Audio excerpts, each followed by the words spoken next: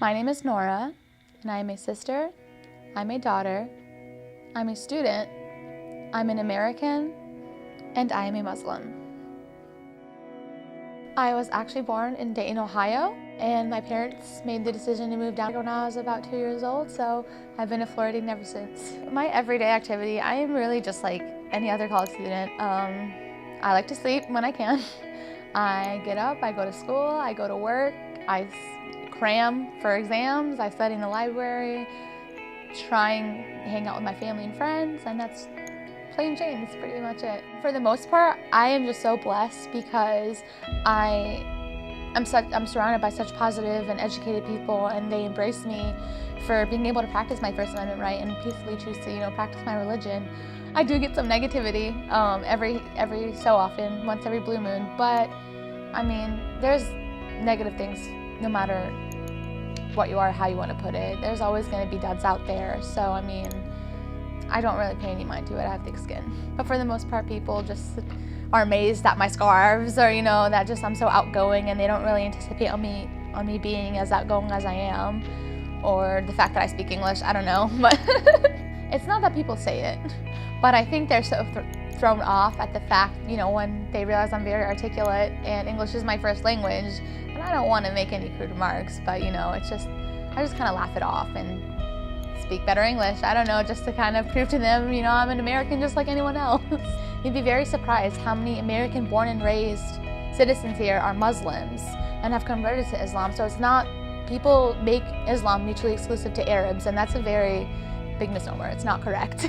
Every so often, I'll either get, just a funny look, because on my old job, I did work at Victoria's Secret, and, a client was just so, taken aback that I worked there, so I just kind of had to raise my arms up and be comical as I normally am and just say, hey, Muslims were underwear too.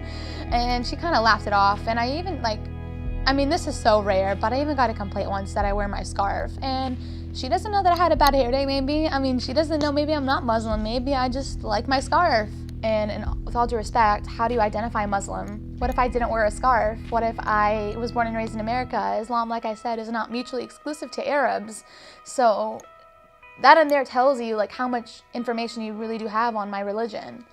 The media is only going to portray things that are sensationalized. They're only going to portray, the next big thing that's out there, or, something that they know is going to put fear into other people's hearts. So that's the mistake that people make, is that they use those little snippets and generalize the whole population with that.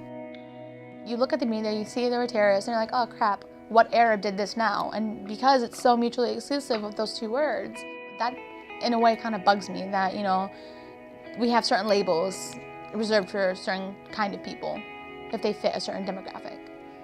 When I look at a white man, I don't look at him and say, hey, are you gonna shoot a movie theater? Are you gonna shoot a school today? Because I know better than to think something like that. I know better than to make that kind of generalization about somebody, because I know that's one person out of millions upon millions of people.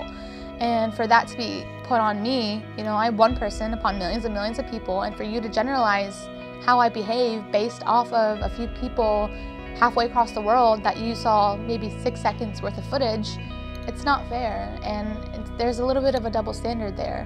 But young or old, people think I get angry, and I don't. I pity people with that kind of mentality more than I get angry at them, because they were brought up with that kind of hate and they don't know any better. And for you to completely discredit any kind of information or knowledge that someone else might bring you and say, no, this is my interpretation of you, and this is how I want to believe that you behave. That's very sad, and I feel very sorry that you have that much hate in your heart and you don't want to embrace love and acceptance, which is kind of what our country should be founded off of. We are a melting pot, and we are founded off of so much diversity, and for you to be so unappreciative of that and not embrace that, it really saddens my heart for you, and I really do wish them, peace and just the ability to accept everyone else.